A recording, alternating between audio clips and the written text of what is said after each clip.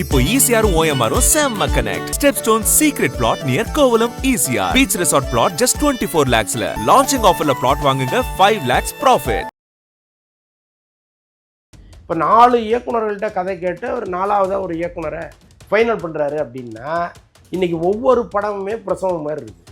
இப்போ நீங்கள் நேற்று வரைக்கும் அவர் சூப்பர் ஸ்டாருங்க, அதனால் எல்லா படமும் கட்டாயமாக ஓடிடும் அப்படின்லாம் கிடையாது. இப்போ அனிருத் டேட்டு கிடைக்காம தான் சாயபயங்கர்லாம் பல பேர் போகிறாங்க. அந்தளவுக்கு அவர் ரொம்ப டைட் ஷெட்யூலில் இருக்கார். இன்னொன்று, யாராவது தன்னை தேடி படம் பண்ணணுன்னு வந்தாங்கன்னா 6 மாதம் கழிச்சு தான் பாட்டு தருவேன் பரவாயில்லையான்னு கேட்டு தான் அட்வான்ஸே வாங்குறாரு. அஜித்தே தயாரிக்க ஆதிக்க ரவிச்சந்திரன் இயக்கிற படம் விரைவில் துவங்குறாங்க. விஜய் இடத்தில் சிவகார்த்திகேயன் ஒருவரான்னு நம்ம விவாதம் பண்ண வேண்டிய அவசியம் இல்லை. ஆனால் சினிமாவை பொறுத்தளவுக்கு நீங்கள் அடுக்கடுக்கான வெற்றிகளை கொடுக்கும்போது தான் நீங்கள் ஒரு டாப் இடத்துக்கு வர முடியும். ஒரு வெற்றி ஒரு தோல்வி, ஒரு வெற்றி ஒரு தோல்வின்னா கூட உங்களை ஆவரேஜாக தான் வச்சுருக்கணுமே தவிர அந்த இடத்துக்கு நீங்கள் போய் ரீச் ஆகிறதுக்கு ரொம்ப கஷ்டம். ஆனால் அதற்கு முன்னாடியே அவர் கொஞ்சம் இந்த லைன் அப்போ கிளியராக வச்சுட்டார். இப்போ வெளிமாநில இயக்குநர்களை உள்ளே கொண்டு விஸ்வநாத் அன்சன்ஸ் எல்லாம் சூப்பரான டைரக்டர். அதற்கப்புறம் ஒரு படம் பண்ணுறாரு, அதுவும் வெளிமாநில டைரக்டரு. ஸோ அப்படி அவருடைய லைன் அப்போ வேறு மாதிரி இப்போ வடிவமைச்சிட்டு இருக்காரு. கட்டாயமாக இதற்கப்புறம் அவருடைய கிராஃப் மேல் நோக்கி போகும் நம்புகிறேன். அதுக்கப்புறம் அவருடைய நண்பர்கள்லாம் போய் அவரை ரெக்கவர் பண்ணி நீங்கள் தொடர்ந்து சினிமாவில் நடிக்கணும்னு சொல்லி அவர் தயாரிக்கிறதா இருந்த படங்களெல்லாம் தூசு தட்டி எடுத்து அதெல்லாம் ரெடி ஆகிட்டு இருக்கு. ஃபைன் டைம் நேயர்களுக்கு வணக்கம். இன்னைக்கு நம்ம கூட வலைபேச்சு அந்தணன் சார் இணைஞ்சிருக்காங்க. வணக்கம் சார். வணக்கம். ரஜினி அவர்களுடைய அடுத்த படத்துடைய அப்டேட்காக எல்லாருமே வெயிட் பண்ணிட்டு இருந்தாங்க. ஸோ அதுக்குமே அந்த படத்து மேல நிறைய பேருக்கு நிறைய எதிர்பார்ப்பு இருந்துச்சு. அந்த படத்தை யாரு டைரக்ட் பண்ண போறாங்கன்றதே ஒரு பெரிய பிரச்சனையை பொறுத்து இப்போ அஸ்வந்த் மாரிமுத்து அவர்கள் இயக்க போறாருன்னு ஒரு பேச்சுவார்த்தை நடந்து ஷூட்டிங்குமே ஸ்டார்ட் பண்ணிட்டாங்க. ஸோ பட வேலைகள் எப்படி போயிட்டு இருக்கு சார்? இன்னைக்கு ஷூட்டிங் போயிட்டு இருக்கு. இப்போ நீங்க பேசிட்டு இருக்கிற நேரம் ஷூட்டிங் போயிட்டு இருக்கு.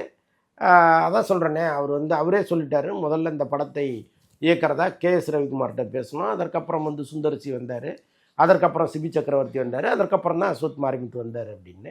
இப்போ 4 இயக்குனர்கள்ட்ட கதை கேட்டு ஒரு 4ஆவதா ஒரு இயக்குனரை ஃபைனல் பண்ணுறாரு அப்படின்னா இன்றைக்கி ஒவ்வொரு படமுமே பிரசவம் மாதிரி இருக்குது. இப்போ நீங்கள் நேற்று வரைக்கும் அவர் சூப்பர் ஸ்டாருங்க, அதனால் எல்லா படமும் கட்டாயமாக ஓடிடும் அப்படின்லாம் கிடையாது. சூப்பர் ஸ்டார் படமே ஓடாமல் போகுது, சுமாரான ஸ்டார் படமும் ஓடாமல் போகுது, அல்லது திடீர்னு பிச்சுக்கிட்டு ஓடுது. அப்போ எல்லா படத்துக்குமே ஒரு தனித்தனி தன்மை இருக்குது. அப்போ இவங்க என்ன பண்ணுறாங்க, நம்ம பேரை மட்டுமே வச்சு ஓடாது, ஒரு டைரக்டரை மட்டுமே வச்சு ஓடாது. அப்போ கதைங்கிறது இதுக்குள்ள ரொம்ப முக்கியமாக இருக்குது. அப்போ அது என்னங்கிறத பார்ப்போம்னு தான் ஒவ்வொருத்தராக கதை கேட்டு ஃபைனலாக இவர்கிட்ட இது நல்லா இருக்குது அப்படின்னு ஃபிக்ஸ் பண்ணுறாங்க. இன்னொன்று, இப்போ வெற்றிங்கிறது ரொம்ப முக்கியமாக இருக்குது. இப்போ கடைசியாக வந்த கூலி படம் அவங்க நினைச்ச அளவுக்கு இல்லை, மிகப்பெரிய பட்ஜெட்டில் எடுக்கப்பட்ட படம் தான். ஆனால் அவங்க நினைத்த வெற்றியை அது அடைஞ்சான்னா இல்லை. அப்போ எல்லாருமே சேர்ந்து அந்த படத்தை ட்ரோல் பண்ணுறாங்க. ஒரு பக்கம் விஜய் ரசிகர்கள் அடிக்கிறாங்க கூலி படத்தை. அப்போ ரஜினி அவர்களுக்கு என்ன தோணுது அப்படின்னா, யார் அடித்தாலும் என் படம் ஓடணும், அப்படி ஒரு படமாக நம்ம கொடுத்துட்டோம்னா யாரால் அந்த படத்தை அடிக்க முடியும், அப்படி ஒரு படமாக நம்ம கொடுப்போம்னு தான் இவ்வளோ நேரம் உட்காந்து கதையை கேட்டு கேட்டு கேட்டு ஃபைனலாக ஒருத்தர்கிட்ட வர்றாரு. அப்போ அவருடைய நம்பிக்கையை இப்போ அஸ்வத் மாரிமுத்து எப்படி நிறைவேற்ற போறாருங்கிறத பெரிய சவாலாக இருக்குது. வெயிட் பண்ணி பார்ப்போம். 5 ரூபாய் டாக்டர் இல்ல அப்படி சொல்லிருக்காரு. ஸோ இப்போ ரஜினி சார் டாக்டர் வேடத்துல நடிச்சா இந்த படம் அந்த அளவுக்கு அவருடைய கேரக்டருக்கு இது செட் ஆகுமா? ஏன் செட் ஆகாது? ரஜினி 18 வயது கல்லூரி மாணவராக நடிக்க முடியாது, அது ஒன்று தான். மற்றபடி எல்லா கேரக்டர்லையும் அவரால் நடிக்க முடியும். இன்னொன்று இப்போ பேட்டர்னு ஒரு படத்தில் பழைய 80s ரஜினியை ரீக்ரியேட் பண்ணியிருந்தாங்க. அந்த மேக்கப்பு, அவருடைய விக்கு, டிஏ எல்லாம் பண்ணி விஎஃப்எக்ஸ் எல்லாம் பண்ணி ரொம்ப அழகாக அவரை கொண்டு வந்திருந்தாங்க. அப்படியே அந்த பழைய 80s பார்த்த ரஜினியை கண்முன் கொண்டு வந்திருந்தார் கார்த்திக் சுப்புராஜ். இந்த படத்துலையுமே அப்படி ஃப்ளாஷ்பேக் இருக்குது. நீங்கள் பழைய ரஜினியை இந்த படத்தில் உருவாக்கியிருக்கிறாங்க. ஸோ அப்படி இருக்கும் பொழுது ஒரு டாக்டராக பொருந்துவாரா, வில்லனாக பொருந்துவாரான்னா ரஜினியை பொறுத்தளவுக்கு எல்லா கேரக்டருக்கும் அவர் பொருந்துவார். இன்றைக்கி அவரால் ஒரு கல்லூரி மாணவராக நடிக்க முடியாது, அவ்வளோதான். மற்றபடி எல்லாத்துக்கும் அவர் பொருந்துவார். Okay sir. அதே மாதிரி வந்து இந்த படத்துல வந்து ஒரு வெற்றி கூட்டணியே இருக்குன்னு தான் சொல்லணும். என்னன்னா வந்து கமலஹாசன் அவர்கள் வந்து தயாரிக்கிறாங்க. ரஜினிகாந்த் சார் வந்து நடிக்கிறாங்க. அதே மாதிரி அனிருத் அவர்கள் வந்து எப்பவுமே வந்து தலைவருக்கு வந்து ஒரு ம். சூப்பரான மியூசிக் தான் போடுவாரு. ஸோ அவருமே வந்து இதுல மியூசிக் போடுறாரு. ஸோ அஸ்வின் மாரிமுத்து அவர்களுமே டைரக்டருமே வந்து ஆல்ரெடி ஒரு வெற்றி படத்த குடுத்திருக்காரு. ஸோ இந்த படம் எப்படி அமையும்னு நெனைக்கிறீங்க? கட்டாயமா அவங்கவங்க பங்க அவங்கவங்க சிறப்பா செஞ்சாலே இந்த படம் வந்து ஒரு வெற்றி படமா வந்துரும். முக்கியமா அனிருத் நீங்க சொன்னதுனால நான் சொல்றேன். அவர் எப்பவுமே ரஜினிக்கு தனியா பாட்டு போடுவாரு. ஆமா. நீங்க மற்ற இயக்குனர்களோட அவர் ஒர்க் பண்ணும்போது போடுற பாடல்களை விட ரஜினி படத்தின் இயக்குனரோட ஒர்க் பண்ணும்போது வேற மாதிரி இருக்கும் அந்த பாட்டெல்லாம். ஸோ கிட்டத்தட்ட இந்த படத்துக்கும் அப்படிதான் பாடல்களை அவர் உருவாக்குவாருன்னு நம்புறேன். இன்னொன்று அனிருத் வந்து பயங்கர டைட் ஷெட்யூலில் இருக்கார். ஓகே. இப்போ அனிருத் டேட்டு கிடைக்காம தான் சாய பயங்கரட்டுலாம் பல பேர் போகிறாங்க. அந்த அளவுக்கு அவர் ரொம்ப டைட் ஷெட்யூலில் இருக்கார். இன்னொன்று யாராவது தன்னை தேடி படம் பண்ணணும்னு வந்தாங்கன்னா 6 மாதம் கழிச்சு தான் பாட்டு தருவேன் பரவாயில்லையான்னு கேட்டு தான் அட்வான்ஸே வாங்குறாரு. ஸோ அந்த அளவுக்கு டைட்டா அந்த இருக்காரு. அளவுக்கு ஒரு பிஸியாக இருக்காரு. வேர்ல்டு முழுக்க ப்ரோக்ராம் பண்ணிட்டு இருக்காரு. ஓகே. நிறைய மியூசிக் கான்சர்ட்லாம் பண்ணிட்டு இருக்காரு. ஸோ அதனால் அவர் ரொம்ப பிஸியாக இருக்கார். ரஜினி படம்னா அவர் வந்துடுவார், அவ்வளோதான். அவர் வந்து நீங்கள் போய் மெனக்கெட்டு கேட்கலாம் அவசியம் இல்லை. ரஜினி சார் படம் எப்போ வரீங்கன்னா வந்துடுவார். அப்படிதான் இந்த படத்துக்கு வந்து. Okay sir. அதுக்கு அடுத்தது வந்து அஜித் சார். அஜித் சாருடைய படங்களுக்காக வந்து அவருடைய ரசிகர்கள் வந்து எந்த அளவுக்கு வெயிட் பண்ணிட்டு இருப்பாங்க, நம்மளுமே எந்த அளவு வெயிட் பண்ணிட்டு இருப்போம் தெரியும்.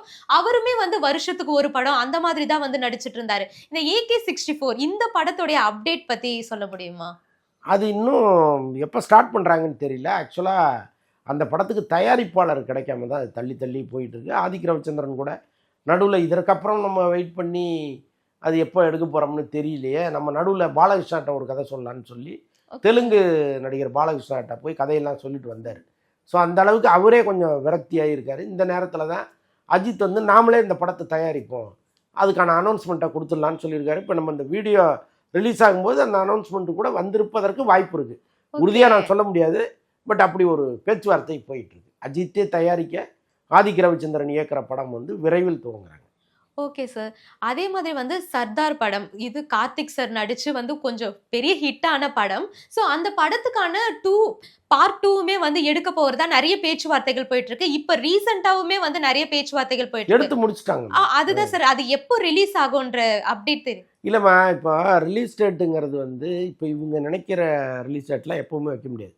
ஏன்னா நிறைய படங்கள் வந்து இங்கே பெரிய படங்கள் வரும். அப்புறம் OTT நிறுவனங்கள் சொல்லி இப்போ தான் ரிலீஸ் பண்ணணும், எங்களுடைய லைனப்பை பார்த்து தான் நீங்கள் வந்து ரிலீஸ் பண்ணணுங்கிற மாதிரி அவங்க ஒரு டேட் ஒன்று சொல்லுவாங்க.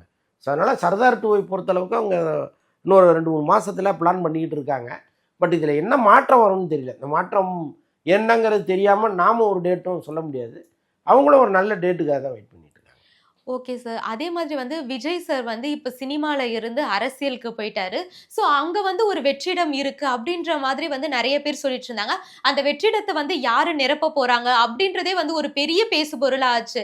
இப்போ வந்து நிறைய பேர் என்ன சொல்லிட்டு இருக்காங்கன்னா அந்த இடத்த வந்து சிவகார்த்திகேயன் அவர்கள் வந்து நிரப்புவாரு அப்படின்ற மாதிரி ஒரு பேச்சுவார்த்தைகள் வந்து போயிட்டு இருக்கு. ஸோ அதை பத்தி நீங்க என்ன நினைக்கிறீங்க சார்? சினிமாவை பொறுத்தளவுக்கு எதையுமே நீங்கள் கணிக்க முடியாதுங்க. ஓகே. ஒரு நடிகர் தொடர்ந்து 4 படம் ஹிட்டு கொடுத்தாருன்னா அவருடைய இதுங்கிறதே வேற. இப்போ நீங்கள் சொன்ன மாதிரி ஒருவேளை விஜய் இடத்த வந்து வேற ஒருத்தர் நிரப்ப முடியுமான்னா முடியாது. அவரவர் இடம் அவரவருக்கு. அந்த பிஸ்னஸ் லெவலுக்கு வேணால் நீங்கள் அந்த இடத்துக்கு வரலாமே தவிர அவரை போலவே நான் வந்து எல்லா வகையிலையும் அந்த இடத்த நிரப்பிடுவோன்னா அது முடியாது. ரஜினி இடம் ரஜினிக்கு, கமல் இடம் கமலுக்கு, விஜய் இடம் விஜய்க்கு, அவ்வளோதான். ஸோ அப்படி தான் அதை பார்க்கணுமே தவிர விஜய் இடத்தில் சிவகார்த்திகேயன் வருவாரான்னு நம்ம விவாதம் பண்ண வேண்டிய அவசியம் இல்லை. ஆனால் சினிமாவை பொறுத்தளவுக்கு நீங்கள் அடுக்கடுக்கான வெற்றிகளை கொடுக்கும்போது தான் நீங்கள் வந்து ஒரு டாப் இடத்துக்கு வர முடியும். ஒரு வெற்றி ஒரு தோல்வி, ஒரு வெற்றி ஒரு தோல்வின்னா கூட உங்களை ஆவரேஜாக தான் வச்சுருக்குமே தவிர அந்த இடத்துக்கு நீங்கள் போய் ரீச் ஆகிறதுங்கிறது ரொம்ப கஷ்டம். ஒருவேளை சிவகார்த்திகேயன் இன்னொரு 10 வருஷம் இங்கே ட்ராவல் ஆகுறாரு அப்படின்னா அப்போ ஒரு வேளை அந்த இடத்த நம்ம யோசிச்சு பார்க்கலாம். அதாவது டாப் இப்போ ரஜினி, கமல், அஜித், விஜய் அப்படின்னு பேசுகிறோம் இல்லையா, சிவகார்த்திகேயன், தனுஷ் அப்படி ஏதாவது நம்ம பேசுகிறதுக்கு வாய்ப்பு இருக்குது. Okay sir. அதே மாதிரி வந்து இப்போ சூர்யா சாருடைய கரியர்லயே வந்து நிறைய அவ்வளவா ஓடாத படங்கள் வந்து நிறைய இருக்கு. இந்த சமயத்துல தான் வந்து இப்ப கருப்பு படம் வந்து செம்ம ஹிட் வந்து கொடுத்துருக்கு. ஸோ இதே மாதிரி அவருடைய அடுத்தடுத்த படங்கள் வந்து வெற்றி பெறத்துக்கான வாய்ப்பு இருக்கா? ஏன்னா வந்து ஆல்ரெடி நிறைய பேர் என்ன சொல்லியிருக்காங்கன்னா அவருடைய கதை தேர்ந்தெடுக்கிறதுல தான் வந்து அவர் மிஸ் பண்ணிடுறாரு, இல்லைன்னா வந்து சூர்யா சாருடைய எல்லா படங்களுமே வந்து நல்லா தான் ஓடும். அதே மாதிரி நம்ம பார்க்கும் போதே சூரரை போற்று, ஜெய்பீம் இந்த படங்கள்லாம் வந்து OTT ரிலீஸ்ல போனதுனால வந்ததாலதான் வந்து அவ்வளவு பெருசா பேசப்படல. இதுவே தியேட்டர்ல வந்து ரிலீஸ் ஆயிருந்தா அதுவுமே வந்து ஒரு பெரிய பிளாக் பஸ்டர் ஹிட் தான் ஆயிருக்கும் அப்படின்னு சொல்லியிருக்காங்க. சோ இதுக்கப்புறமா வந்து சூர்யா சாரோட படங்களை வந்து நம்ம எப்படி எதிர்பார்க்கலாம் சார்? அதான் இப்போ கடந்த ஒரு 10 வருஷமாச்சு அவர் ஒரு பெரிய ஹிட்டு கொடுத்து. ஆமா. கடைசியாக சிங்கம் 2 தான் அவர் கொடுத்த ஹிட்டு. நீங்கள் சொன்ன 2 படமும் தியேட்ரிக்கல் ஹிட்டு கிடையாது. ஸோ அப்படி இருக்கிற சூழ்நிலையில் இந்த கருப்பு வந்து மீண்டும் சூர்யாவை மீட்டெடுத்துருச்சு அப்படின்னு தான் சொல்லணும். ஆனால் அதற்கு முன்னாடியே அவர் கொஞ்சம் இந்த லைன் அப்போ கிளியராக வச்சுட்டார். இப்போ வெளிமாநில இயக்குனர்களை உள்ளே கொண்டு வந்து இப்போ விஸ்வநாதன் சன்ஸ் எல்லாம் சூப்பரான டைரக்டர். அதற்கப்புறம் ஒரு படம் பண்ணுறாரு, அதுவும் வந்து வெளிமாநில டைரக்டரு. ஸோ அப்படி வந்து அவருடைய லைன் இப்போ வேறு மாதிரி இப்போ வடிவமைச்சிட்டு இருக்காரு. கட்டாயமாக இதற்கப்புறம் அவருடைய கிராஃப் வந்து மேல் நோக்கி போகும் நம்புகிறேன். Okay sir. அதே மாதிரி வந்து இப்போ சினிமா வட்டாரங்கள்ல வந்து பல நியூஸ் போயிட்டு இருக்கு, பல நியூஸ் வந்து வைரலா போயிட்டு இருக்கு. அதே மாதிரி வந்து இப்போ ரவி மோகன் அவர்கள் வந்து ரீசெண்டா ஒரு பிரஸ் மீட் கொடுத்தாரு. சோ அதுல வந்து என்ன சொல்லியிருந்தாருன்னா, இந்த பிரச்சனைகள்லாம் முடியிற வரைக்கும் வந்து நான் நடிக்க மாட்டேன் அப்படின்ற மாதிரி ஒரு விஷயத்த வந்து சொல்லியிருந்தாரு. சோ உண்மையாவே அவர் வந்து இதுக்கப்புறம் நடிக்க போறது இல்லையா? அது எந்த அளவுல போயிட்டு இல்லைம்மா, இருக்கு சார்? அதுக்கப்புறம் எவ்வளோ மாறிடுச்சு. நீங்கள் சொல்கிறதெல்லாம் போன ரொம்ப பழைய செய்தி. இப்போ ஓகே. அதுக்கப்புறம் எவ்வளவோ மாறி இப்போ வேறொரு வெர்ஷனில் வந்து நிற்கிறாரு அவர். அதுக்கப்புறம் அவருடைய நண்பர்கள்லாம் போய் அவரை ரெக்கவர் பண்ணி நீங்கள் தொடர்ந்து சினிமாவில் நடிக்கணும்னு சொல்லி அவர் தயாரிக்கிறதா இருந்த படங்களெல்லாம் தூசு தட்டி எடுத்து அதெல்லாம் ரெடி ஆகிட்டு இருக்கு. Okay sir. நிறைய விஷயங்களை வந்து எங்க கூட பகிர்ந்துக்கிட்டீங்க. உங்களுடைய நேரத்துக்கு ரொம்பவே நன்றி சார். நன்றி.